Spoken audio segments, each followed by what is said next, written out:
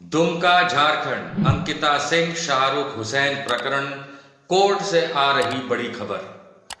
आपको ज्ञात हो कि शाहरुख हुसैन पे पॉक्सो की धारा 12 लगाई गई थी।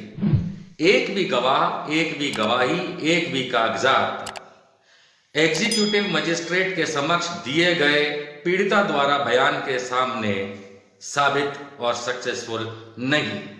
अर्थात जो बिटिया ने अपनी उम्र उस समय एग्जीक्यूटिव मजिस्ट्रेट को खुद मुंह जबानी बताई थी, वही मान्य रखी जा रही है। और जितने भी कागजात और जितनी भी बातें ये अगड़म बगड़म की जा रही थी कि उसका मार्कशीट देख लो, उसका आधार कार्ड देख लो, और जो एसआईटी ने उन गलत कागजों की मान्यता को रखते हुए चार्जशीट किया था, उसकी कोई वैधता इस समय कोर्ट में नहीं।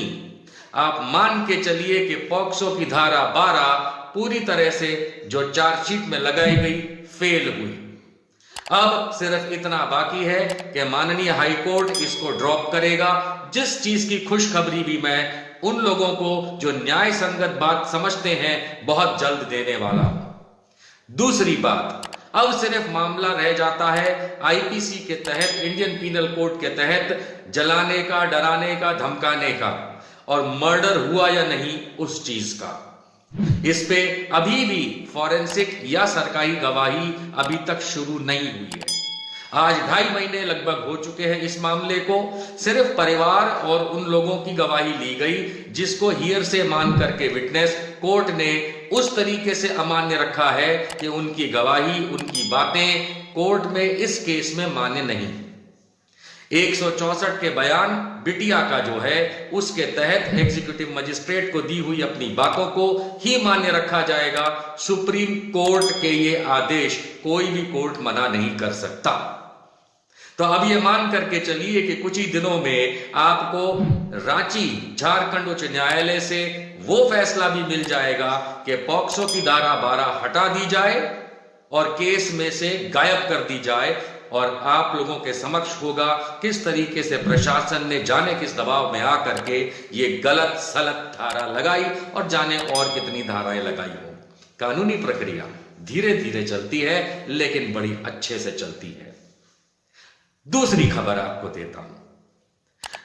दुमका के पेट्रोल कांड के बाद जरमुंडी में मारुति कुमारी राजेश वाला एक और पेट्रोल कांड हुआ था, जिसके बाद मारुति कुमारी का शव लेकर के हाईवे जाम, रोड जाम, हंगामा करते हुए भारतीय जनता पार्टी के नेता और राइट विंग के लोगों के खिलाफ जान से मारने की कोशिश मिलाकर के अन्य धाराएं पे एफआईआर खुद वहां के सीओ ने दाखिल कराई थी।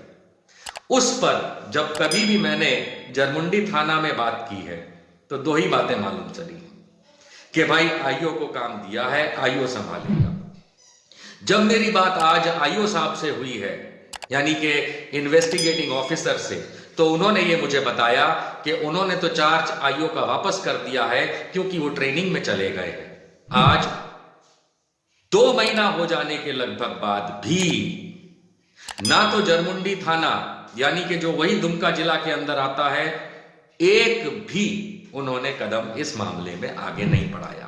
ना तो भारतीय जनता पार्टी की नीतू सिंह और वो प्रिया टाइप के नीतू झा और प्रिया को अरेस्ट किया, और ना ही किसी और को जिनके नाम उसमें थे उनको अरेस्ट किया, जबकि सीओ साहब यानी कि सरकारी अधिकारी ने खुद ये एफआईआर कराई है जिसमें जान से मारने की कोशिश, अटेम्प्ट टू मर्डर के चार्जेस के साथ साथ और बहुत सारे चार्जेस हैं।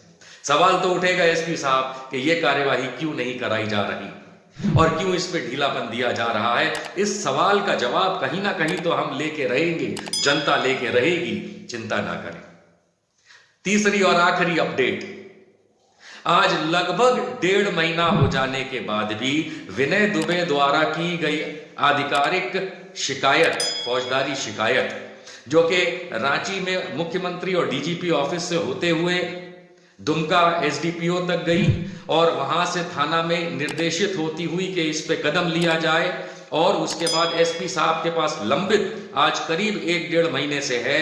ये वो मामला है जिसमें इशिका सिंह यानी कि संजीव कुमार सिंह की बड़ी बेटी का विवाह तब कर दिया गया था जब वो एक बच्ची थी, और आज की तारीख में भी वो 18 से कम है, क्योंकि ये जानकारी कोर्ट के रिकॉर्ड्स में दर्ज है, जिसमें इशिका सिंह के पति विकी साहनी केवट को बरी किया गया था।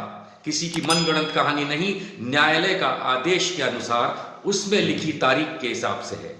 उसके बावजूद दुमका पुलिस कोई एक्शन नहीं ले रही इस कंप्लेंट पे, ना एफआईआर दर्ज कर रही, ना इन्वेस्टिगेशन कर रही, और ना ही लोगों को चाइल्ड मैरिज प्रोहिबिशन एक्ट के तहत अरेस्ट कर रही। जाने क्यों? जब कभी भी दुमका टाउन पुलिस स्टेशन के माननीय इंस्पेक्टर साहब से बात होती है तो वो यही बताते हैं कि एसपी माननीय साहब के पास वो मामला लंबित पड़ा है। हम समझने की फिर कोशिश कर रहे हैं कि एसपी साहब किस आधार पे इस मामले को लंबित आपके पास छोड़ा गया है और क्यों अभी तक विलंब हो रहा है। कृपया जनता को जवाब देने का कष्ट करें। हम लोग जानना चाहते हैं कि इतने भारी भरकम मामले में आप क्यों फौरन एक्शन नहीं ले रहे हैं। सविनय निवेदन है कि आप इस मामले को, चाइल्ड मैरिज प्रोहिबिशन एक्ट मामले को त्वरित हाथ में लें और निर्देश जो ऑलरेडी एसडीपीओ साहब ने दे रखा है थाना प्रभारी को, उनको कहें एफआईआर करके इस पे तुरंत एक्शन लिया जाए, क्योंकि ये बहुत बड़ा गुनाह है, आप जानते हैं। तो आज ये खुशखबरी के साथ मैं आप लोगों की विदा लूंगा कि शाहरुख हुसैन और छोटू नईम, ये जो पॉक्सो मामला है, इसकी अब कोई वैधता नहीं बची है।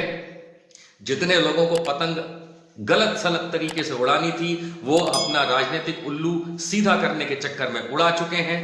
और अब क्या हकीकत में शाहरुख हुसैन ने मर्डर किया या नहीं, बस इतना सा बाकी है।